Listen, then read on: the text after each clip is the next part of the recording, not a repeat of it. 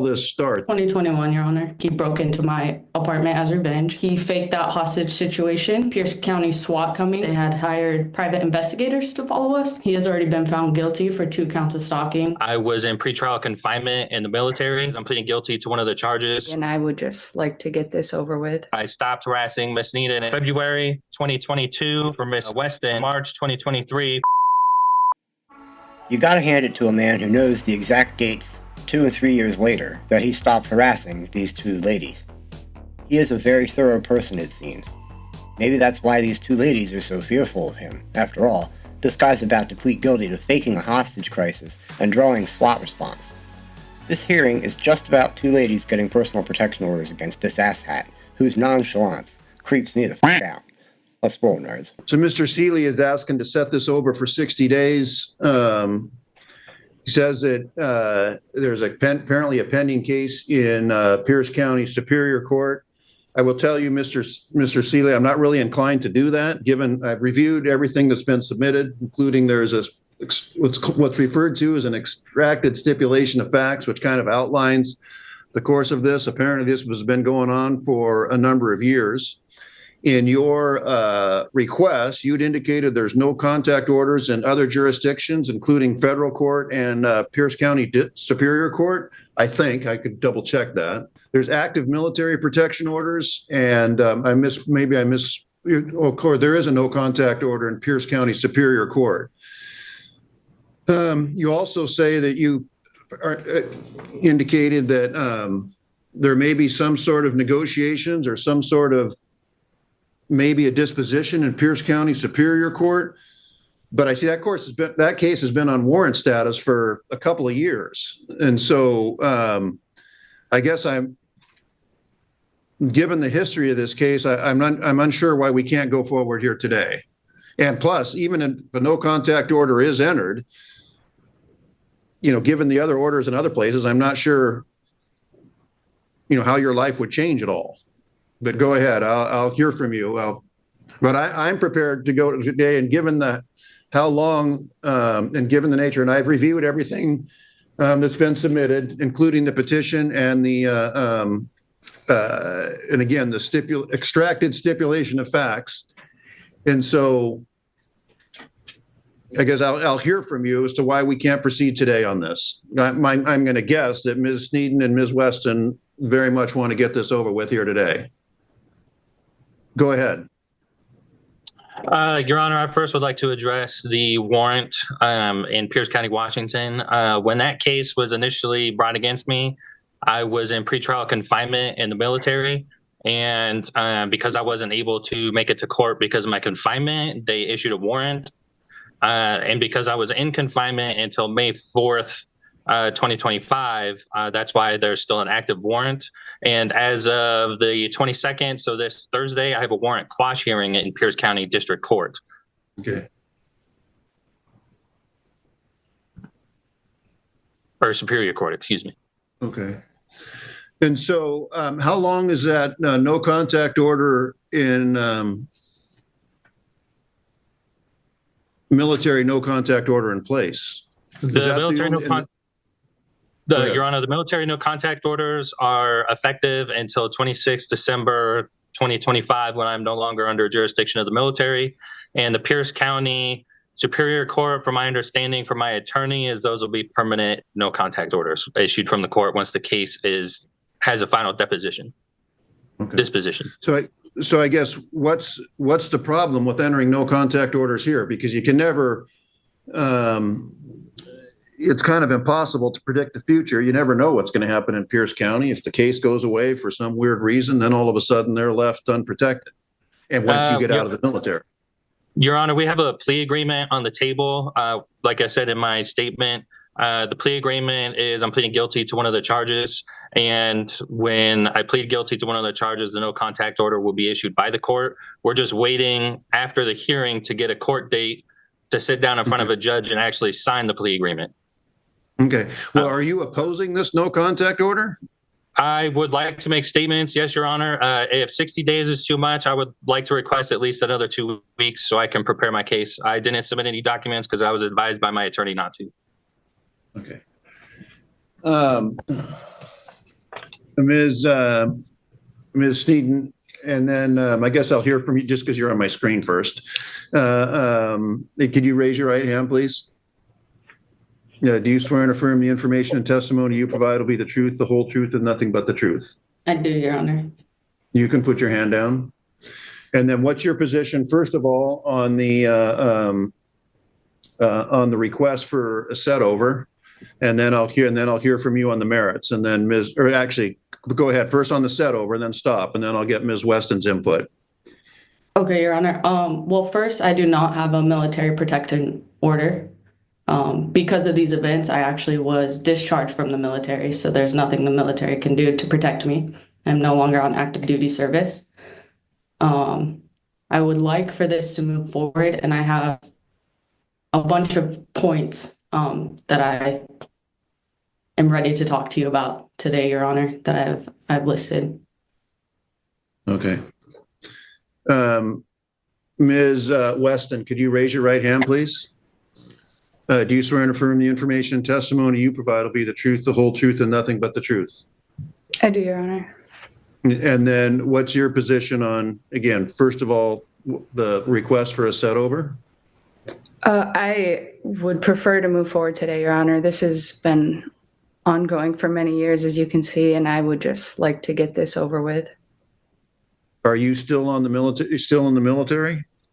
I am not, Your Honor. I got out of the military. Okay. And so, Mr. Seeley, I'm going to come back to you. I'm going to hear from both petitioners. This case is, again, this case started these series of incidents. Does this go back to 2020 or 2021? I'd have to look. I know when did all this start there, Ms. Sneeden? 2021, Your Honor. Okay. And so I'm going to hear from them on the order, and then I'll hear from you. If you choose not to present information, that's up to you. But given that, again, there's a stipulation of facts in the record, which a lot of it's redacted, but I think I was able to figure out who people were talking about within the context of this case. We're going to go ahead and go forward today, and then I'll make a decision, and then we'll go from there. So, Ms. Sneeden, I'll hear from you first. Okay, Your Honor. So his criminal case that's brought up, I am listed as a witness for the state. So I'm working with them to provide them all the information, but he said he's pleading guilty. And then in the stipulation of facts, number 1314 is where it starts documenting his retaliatory and violent nature. So I obtained my MPO, and he broke into my apartment as revenge. When I got the CPO, so this is number 18 and 19 on the stipulation of facts, he faked that hostage situation, resulting in Pierce County SWAT coming, which is what his current criminal case is about. And then on page 34 of the exhibits, line 11 through 15, during the military court-martial, I testified about my fear that he would seek revenge by killing me, and he nodded, and this is on documentation. So I kind of just urged the court to go today, because also in the stipulation of facts, it shows that they had hired private investigators to follow us. So no contact orders do not protect us from the extents that they go to find us. He has already been found guilty for 2 counts of stalking, 1 for myself and 1 for Madison. And I guess I'm pleading to the court to protect us, because we really have no protection for the means that he is willing to go to find us. Ms. Weston, you've previously been sworn. I'll hear from you. Yes, Your Honor. I think Jacqueline really hit all of it, that there's a pattern of revenge and of threats of violence with Mr. Seeley. Even after all these years, I think that his anger about actions being taken to protect us and to stop him is just proven with the stipulation of facts and everything that is stated in those statements. Those are statements that he wrote, that he admitted to doing. I'm unsure of a Pierce County protection order. I never filed for one. I was never made aware of one. So as far as I'm concerned, I am unprotected right now. So, Mr. Seeley, could you raise your right hand, please? And do you swear and affirm the information and testimony you provide will be the truth, the whole truth, and nothing but the truth? Yes, Your Honor. Do you wish to say anything? You can put your hand down. Do you wish to say anything at this time? And Yes, Your Honor. I will say, look, before you do that, I want, on the information that I have, what they call JABs, or the Judicial Access Browser System, where I can see orders in different cases. Doesn't look to me like there's a no contact order in Pierce County Superior Court right now. Yes, Your Honor. I have paperwork issued from the court when I went to my arraignment that says I will not have any contact with either Jacqueline Sneeden or Madison Weston.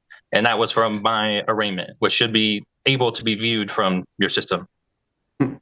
Okay, well, that's probably on the release order, which is a condition of release, is something different from a formal no contact order. So it might be a condition of your release you're not be able to, but that won't show up in a database as a formal no contact order. Okay. And Which may be a distinction without a difference to you, but to me there is a difference on that. Okay. And then back to the MPO, the stipulations of my release for my discharge paperwork. It also says that my MPOs are still in place and I will have no contacts with my victims. So there's still no contact orders for the military side, which I'm under their jurisdiction until 26 December 2025, in which I have to report to a federal probation officer as well, which I listed her contact information and the paper that I submitted to the court, Your Honor. Okay. Also, I would like to bring up that in the stipulation of fact, it shows that I did not break into Jacqueline Sneeden's apartment, that someone else did. All I did was return a firearm. And when it came to the court transcripts for my court martial, I will still object to that. I did not nod my head at Miss Sneeden to, I don't know what the word I'm looking for is, to annotate that I was going to come after her for revenge. I still object to that.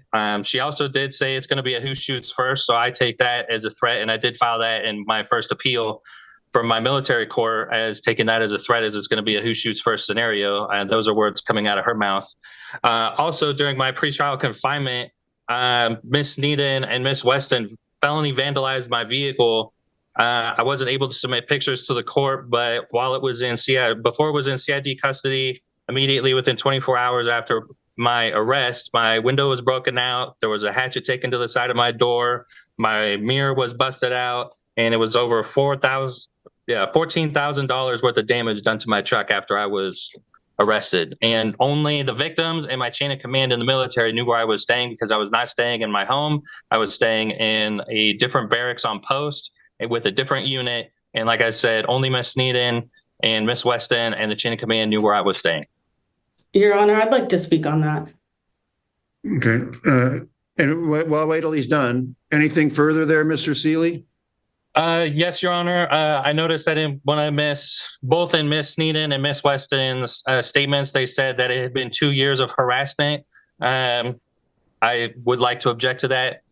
I started harassing them in July of 2021, and I stopped harassing Miss Sneeden, and it's stated in the stipulation of fact with dates for February 2022 and March 2023 for Miss Weston. And it says in the stipulation of fact that one of my family members, aka my mom, started harassing these two. So I was not harassing these individuals for 2 years. It was only a period less than 8 months and 6 months for the harassment. And then she claimed that I was harassing them or stalking them. I think it was Miss Sneeden said that in her statement, said that I was still harassing her and stalking her during my court martial, but I was in pretrial confinement. I was in jail. I could not stalk her. And I believe that to just be a blatant lie. Anything further? As of right now, unless anything else is brought up, that is it for now, Your Honor. Okay. Ms. Sneeden, was it Ms. Sneeden you wanted to address that? Yes, Your Honor. So first of all, I did not know where Mr. Seeley's truck was, so that was a lie. I have never damaged his vehicle, nor have I wanted to go around him. When you're a victim of stalking and the harassment and the violence that we were, you would not want to go near anything of theirs because you don't know what's going to happen. He also took the part of the court martial out of context. When I was asked, how do I think this will end after I said that, you know, I testified that he nodded, and that's on the record. I said that I think he will kill me, and I would try to defend myself if he were to break into my home. The last thing I would like, what did he, he just said I was blatant lying. I have not lied on record, Your Honor, is the point. I never damaged his vehicle. I don't know where these accusations are coming from. They're baseless. And it goes to show that he is still angry. And I think it emphasizes his history of retaliation. And my voice is starting to shake because I have dealt with this for years and I know his anger. And it's just showing that none of it's resided, Your Honor. If anything, we are definitely still in danger. And Ms. Weston, did you wish to have anything to add or no? Yes, Your Honor. As far as the damage to his vehicle, this is the first that I'm hearing of it. And I would really like that stricken from the record because there's no proof that her or I had anything to do with this. As I said, this is the first I'm hearing about it. I had no idea where he was staying and didn't know that his truck was vandalized. This is 2.5 years later, and I'm just hearing about it for the first time. So I would like that to be taken out of consideration. Also, the court-martial transcript clearly states that, and I think it's in the testimony, maybe not the stipulation of facts, that his mother was harassing us on behalf of him, as well as the burglary to our home was on behalf of him. So, Mr. Seeley, I'll give you the final word. Anything you'd like to say at this time? Yes, Your Honor. I do not have any current ill will towards Miss Needham or Miss Weston. I have no interest in hurting them, stalking them, anything. I understand why they're upset. I did my time. I pled guilty to the charges for the military. I accepted the first no contact order. The first no contact order wasn't violated. I understand where they're coming from, but at the same time, I have no interest in Miss Needham or Miss Weston. I understand that they fear for their life, but there's no reason for them to fear for their life. As it states in the stipulation of fact, all I wanted to do was make them fear, not actually hurt them. I have no violent history, no violent past. I've never actually physically threatened anybody. So I don't know where they're getting that I'm physically aggressive, because I've never hurt them or anybody, and that's court factual. As far as my vehicle goes, I still stand by that statement because they were the only two that knew where I was, to include the chain of command. And I know the chain of command wouldn't damage my vehicle. And it just so happened that within the first 24 hours that I was arrested, that my vehicle was damaged. Because if I was able to submit documents, I would be able to submit pictures, the pretrial confinement magistrate's notes where the CID officer says that my vehicle was found damaged. And then there's other documentation that I would submit also, that Miss Needham said that she didn't, they're blatant lies that I said that she made. It's right in front of you, Your Honor. She's making statements in she's making statements on her individual documents that contradict what the stipulation of fact from the court-martial says that she had to agree to in order for the prosecution to sign. So there are discrepancies. Okay, so here's where I'm at on this case. Give me just a second. So these aren't criminal cases. These are civil cases for anti-harassment. If someone's harassing or somebody else, they can come to court, ask for an order for no contact. Unlawful harassment is defined as following: as a knowing and willful course of conduct directed at a specific person that seriously alarms, annoys, harasses, or is detrimental to such person, and that serves no legitimate or lawful purpose. The course of conduct must be such as would cause a reasonable person to suffer substantial emotional stress, and must actually cause substantial emotional distress to the petitioner, or in these cases, two petitioners. Course of conduct is just defined as a pattern of conduct, composed of a series of acts over a period of time, however short, evidencing continuity of purpose. In this case, I'll make the following findings. Contained in the record, there's a timeline of events outlined by the petitioners. This all began in July of 2021 with Mr. Seeley, Ms. Sneeden, Ms. Weston were all in the military. Ms. Sneeden was in a position as a victim advocate through some fairly sophisticated manipulation, deception, impersonating other people. Mr. Seeley began a series of contacts, a course of conduct, which really had no other purpose other than to frighten, intimidate, or harass Ms. Sneeden. In fact, Mr. Seeley, one of his comments, I was kind of struck by your comment when you said, well, I didn't harass them for 2 years. I only harassed them for 8 months. Shouldn't have been harassing them at all. 8 months is, I'm not making a finding for exactly how long this went on, even though you may have stopped. I mean, the feelings and the reaction to Ms. Weston and Ms. Sneeden is going to continue. And based on their body language and demeanor, it's probably continuing till now. You can say, well, they don't have any reason to fear me and all that sort of stuff. But I understand why they would continue to feel that way. You have said that you bear them no ill will or don't want any contact to them. That's good. I hope you mean that. But I am going to enter orders today. And these civil orders, they can't do them indefinite. Typically, the default position is a year. But in this case, given the level of harassment that I've seen that's contained in the file, both with the stipulated extraction of facts, I'm not sure I said that right, combined with the statements of Ms. Weston and Ms. Whedon, combined with the transcript of the military, I guess, tribunal, they call it. I'm not sure they call that. That was a hearing of some sort or a trial within the military. I've never been in the military. I'm not sure specifically what that was called, but the order is going to be in place for both of you are going to be in place for 5 years. And so, and Mr. Seeley, again, this should be, I'm hoping this just makes it easy for you. It draws a bright line. You say, well, there's an order. They say, well, we're not sure about that. I don't see an order in Superior Court. I tend to, what Ms. Sneeden says makes a lot of sense, that if he's not in the military order may not bring much protection or comfort for her, but there's going to be an order here. You understand that? I understand, Your Honor. And you're not to have any contact with them, not engage in stalking, don't come within 1,000 feet of them, their residence or place of employment. And they're just not in any way a part of your lives. Do you understand that? I understand, Your Honor. And, and I'm also sensing one thing that maybe is,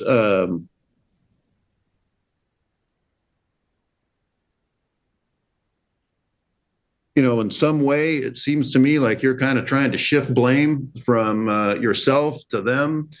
But this order's in place. You spent time in the military facility and are being prosecuted in Pierce County Superior Court because of your actions.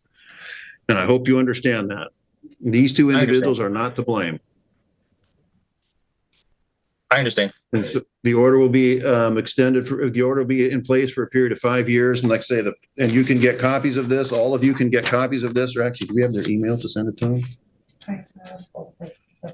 The petitioners will have an email. It'll get sent to you that the email is that you provided. And if we have your email, Mr. Seeley, you'll get a copy of it also. Okay. Your Honor. And we do have that. And then you folks are free to go. You'll get a copy of the order later today. What's that? May I ask one question, Your Honor? Yes. Will this also include no third-party surveillance? Yeah, and that includes third-party contact.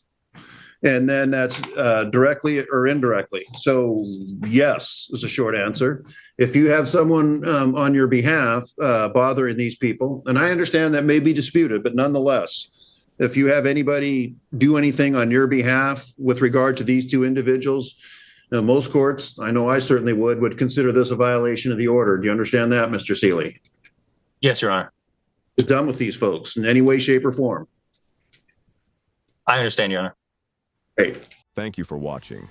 If you enjoy watching this content, please like and subscribe. It helps new channels like this one gain exposure.